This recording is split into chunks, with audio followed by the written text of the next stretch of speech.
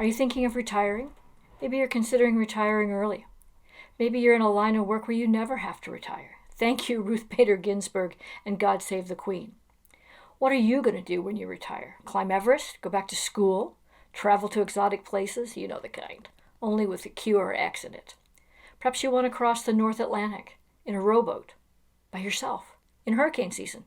Wait, what? As a retirement explorer, I'm looking at all facets of retirement and all the things we can do. Some of that exploring is literal, some of it's research, and some of that exploration is done vicariously. Meet Dave Bell, dinger to his mates, the man who retired early from the British Royal Navy to pursue a 20-year dream of solo rowing across the North Atlantic. This documentary and the blog that goes with it are the highlights of his adventure and my interview with him after his 118 days at sea. I found Dinger on social media while I was researching for an interview about PTSD in veterans and emergency responders. Dinger popped up in that search. He was raising funds and awareness for mental health and wellness for UK veterans. Veterans groups such as the Royal Boat Service Association and the Rock to Recovery organization. Not really what I was looking for, but why pass up an opportunity to procrastinate? I started watching him in the beginning of the summer, early in his row, and I was hooked. I'd get up every morning, I'd check his progress on Instagram and on his social feeds, and like thousands of others, I started sending messages of encouragement and watching avidly with interest. Less than 60 people have actually ever successfully completed a North Atlantic row. The whole rowboat thing is mind-boggling to me. I just keep asking myself, why would someone do it? What are the dangers? What's it like to feel that small in all that vastness? How did he prepare? What the heck did he eat? And then I figured out, what the heck? Just ask him. One thing you should know about Dave is that he is incredibly modest and unassuming. He avoids the limelight at all costs.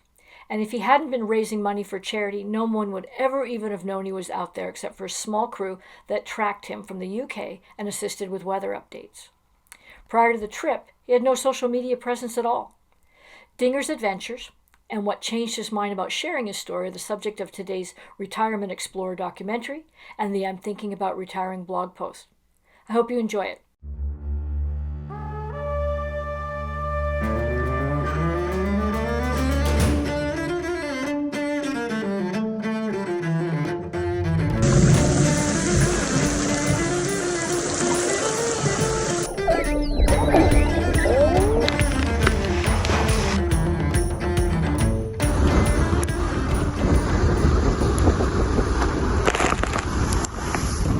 I mean, to answer the question about why did I end up doing the row, it was a section corporal of mine when I was in the Marines. He did an ocean rowing event, it used to be called the Woodvale Race. It's now called the Talisker Whiskey Atlantic Challenge. And that's a race across the mid-Atlantic from the Canary Islands to the Caribbean. That was the first time that I was ever aware that it was possible to row oceans. It was the first time I'd ever heard of it. It's 1 o'clock in the morning on the 1st of June, I think it's Tuesday. I was making some nice progress here, south easterly, but then the winds changed to the south and you can see here that I start to struggle a little bit. I'm not one of these people who necessarily has an affinity with the sea or the ocean. Yes, I was a Royal Marine, and yes, at times I would be based on ship briefly for exercises. Lots of work on small boats, as you would expect as a Marine, sort of in coastal waters, but nothing in open ocean. So it was really a curiosity of the unknown. And so when I say my section corporal did this, we're talking about 25 odd years ago. So this seed has just been going round in the background. As I got towards the end of my military career, I started kind of feeling like I didn't want to work until I was 65, whenever, like everybody else. I already had designs on retiring early. And I think that was because there were some things that I wanted to do, and this ocean row was one of them. There's a few other little bits and bobs that I'm interested in doing, but you've got to be relatively fit and relatively healthy to do these things, and that means that you need to do them earlier in your life. For the last couple of hours, I thought if I can't row, I might as well rest. Got back on in the cabin, took an hour or two's head down, managed to sleep, and then when I got back out, the wind was gone, just barely a breath. You can see above my head there's barely a breath of wind, and if I stop rowing,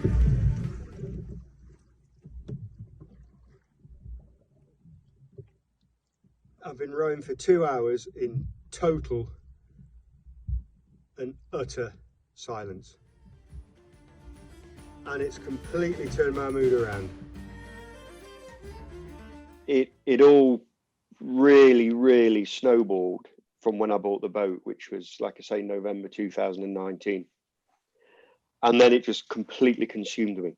It was rewired. I added some electronics to it, an autopilot, some hydraulic steering. I thought I would just add a couple of systems to it, but in the end I ended up doing so much. We just took everything out and rewired it and put it all back. This vessel here, called Cape Pioneer, you can see is 6 mile, and he's heading right for me. And I've just called him and he's not answering. I'm on power anchor, so I need him to change course, otherwise we're in trouble.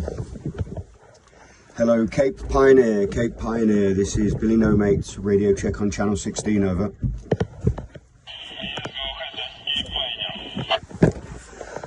Billy No Mates, do you see me on AIS, over?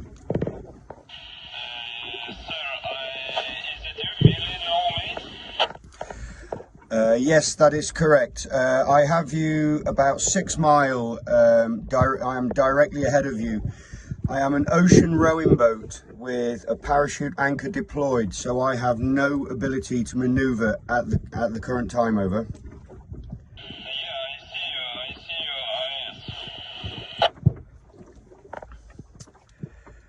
Billy No Mates, understood. And you understand I have no ability to maneuver at this point, over.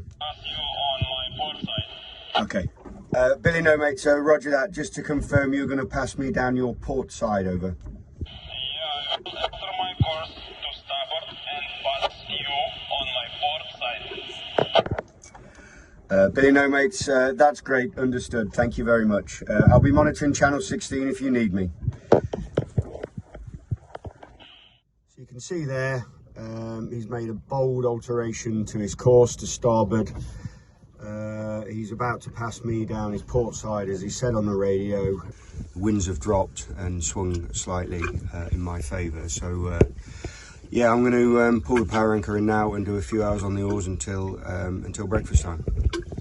Generally speaking, when you go from the Canary Islands to the Caribbean, you get much more consistent wind and swell in the right direction.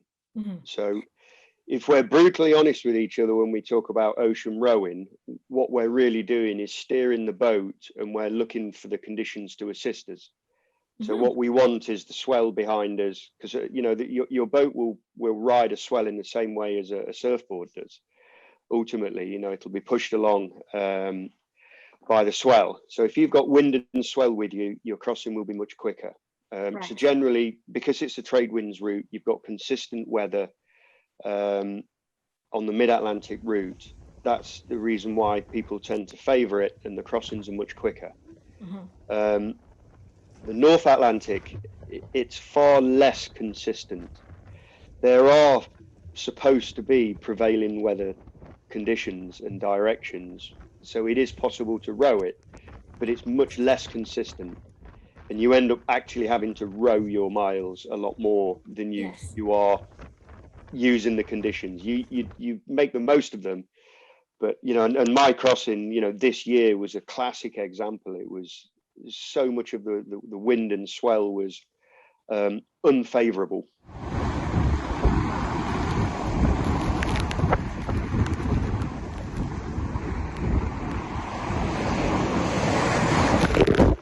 It's a very, very small boat, so they have the ability to self-right. If you do get rolled, so long as it's ballasted correctly, the boats will come the right way back up again. I came very, very close. Don't get me wrong. My crossing wasn't smooth. I came very, very close. But I think that my boat it was particularly strong and particularly sturdy and stable. but that generally means heavy, which means not particularly quick. So my crossing was slower, but I didn't capsize.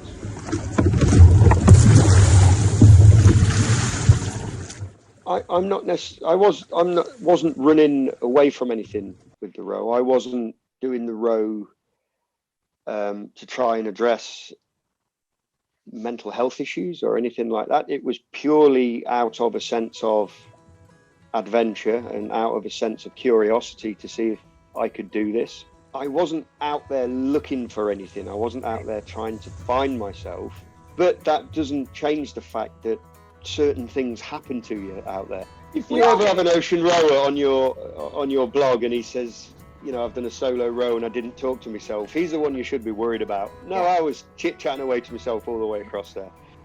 Talk through my decisions, the pros and cons of, what am I going to do when I finish rowing? At the end of every day's rowing, because I'm a solo, I drift. When you row as a crew, you'd hand over to the other half of your crew. So if you were a pair, your partner would take over. If you were a four, the other pair would take over. Whereas when I stopped rowing, my boat would just drift. So you have to make a decision based on, the weather conditions, which way the wind's blowing, what currents are out there, what you think the weather is going to be overnight. You'd make a decision on whether you let the boat drift, or you can put a parachute anchor out. If you think you're going to go backwards, you can put a parachute anchor out.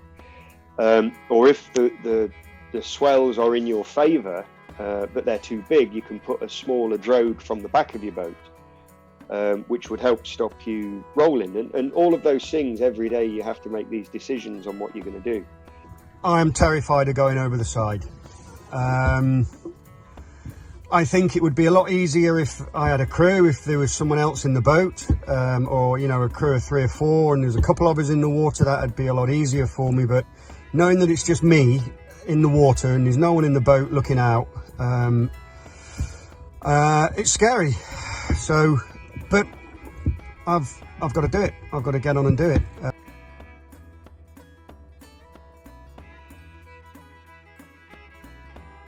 So your emotions they become unbounded, if that makes sense. I cried routinely out there. And I'd feel silly and I'd stop and I'd laugh at myself. No, what are you crying for? That's not worth crying over. I'm absolutely gutted. I'm not going to try and put a positive spin on it. I really am gutted. Another 2 days of zero progress, and to rub salt into that wound, I'm actually going south on my power anchor. But I wanted a test and I'm getting one, but it's not a test of bottle in big seas or swells, or it's a test of patience. It's not all negative. I would laugh to myself, like I say, out loud. You'd sit there having a conversation with yourself and you'd find yourself laughing. But it's just, so what? No one can see you.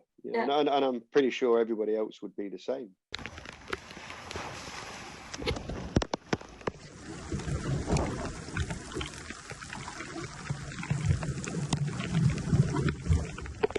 Yeah, ocean rowing. It's fun, they say. Yeah, right. For me particularly, what was difficult to deal with on a regular basis, because of the route that I chose, I would have day after day after day of weather that wasn't in my favour. Well, I've now got a thunderstorm. When you decide you're going to do an ocean row and you get in that boat, you have no choice but to face what that ocean's going to throw at you. I haven't seen much of on this trip. I think this is the second proper rain we've had. But now it's actually really quite refreshing. I'm not sure if I'm going to be saying that if it keeps it up much longer, but yeah, for now it's a free shower. I certainly felt very, very, very small out there. Certainly felt very small, especially in the big seas and the big swells. You realise how tiny and insignificant you are. That ocean just doesn't care what kind of day you're having.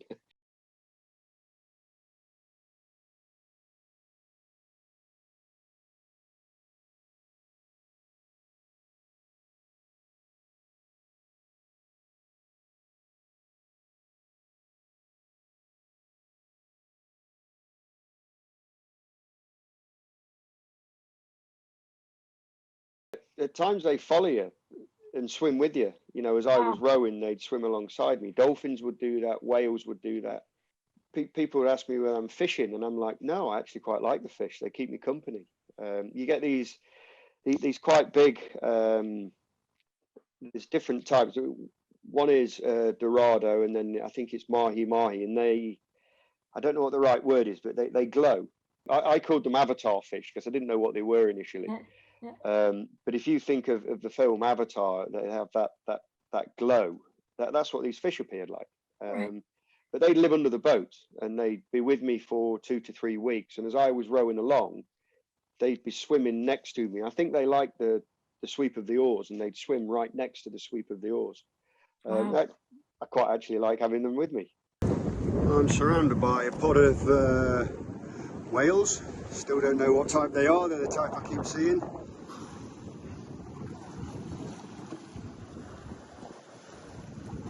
So that thing there is the Maersk Puello, and I'm just glad it's coming past now. We've got the visibility is a little bit better. About an hour and a half ago, what time is it? 2 hours ago I was in the middle of a thunderstorm with very, very little in the way of visibility. You know it's big when it gives you the length in nautical miles. It's 0.165 nautical miles long, that vessel. It's an absolute behemoth. When you decide you're going to do an ocean row and you get in that boat, you have no choice but to face what that ocean's going to throw at you. That's rain like I've never seen it before. It's absolutely confirmed that I'm living my life the way that I want to live it. Yeah, definitely. If I'm brutally honest, when I was in the early stages of considering a row, was just going to buy a boat, load it with food and equipment, ship it to New York, set off and go and row. And I wasn't necessarily going to tell anybody. I wasn't going to blog the story. I wasn't going to do any of it. But then when it came to the reality of I am actually going to do this, there's just something in me. It just didn't feel right not to raise money for charity, you know. So that's where the SBS Association came in. As soon as I said that I was raising money for the SBS Association, if you're raising money for the SBS Association, something which he is very passionate about, Jason Fox is a PTSD sufferer. Jason Fox, on the back of his success with the TV show, has created Rock to Recovery. He's a co-founder of that foundation, and it looks after veterans' mental health. So Jason Fox paid his dad to weather route for me. I've given a percentage of the money to Rock to Recovery. Check this out. I've just rode through a squall. I don't know if you can see the visibility there behind me. It's clearing. It is coming clear. Check this out on the AIS. I've just rode straight into the middle of this without knowing. Check that one out there. That is absolutely unbelievable. I've got 4 dangerous targets there. 3, 4, 5, 6, 7, 8, 9 fishing vessels. And I've just rode straight through the middle of them. My God, what an epic. I better get back on the oars. I've still got a couple I need to miss.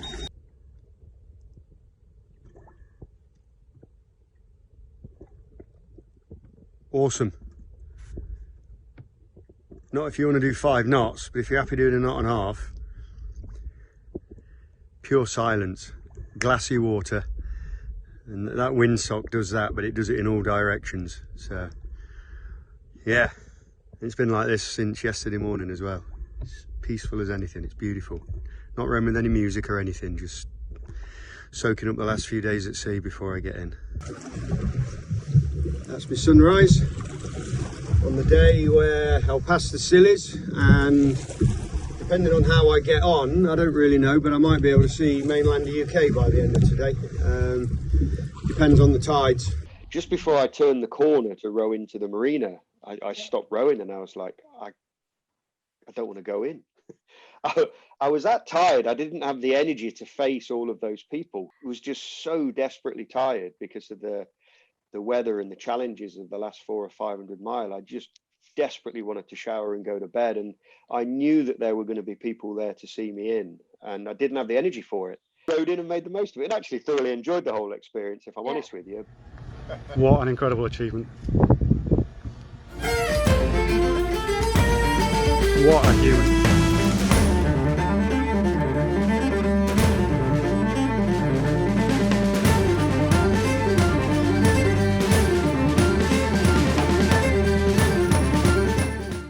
Now that Dinger's completed a solo row from New York to the UK and he's back on dry land, he continues to champion mental health and wellness for veterans from the Special Boat Service Association and the Rock to Recovery organization. To date, he's raised over £60,000. Should you wish to champion this cause as well, I've provided a link here in the video, and it'll also be in the blog. As for David Bell and his retirement plans, well, I'm sure he'll keep those close to the vest, but I have no doubt that they'll be anything but boring. Drop me a line. If you'd like to share your retirement adventures, I'd love to hear them. Hope you have a great day. Thank you.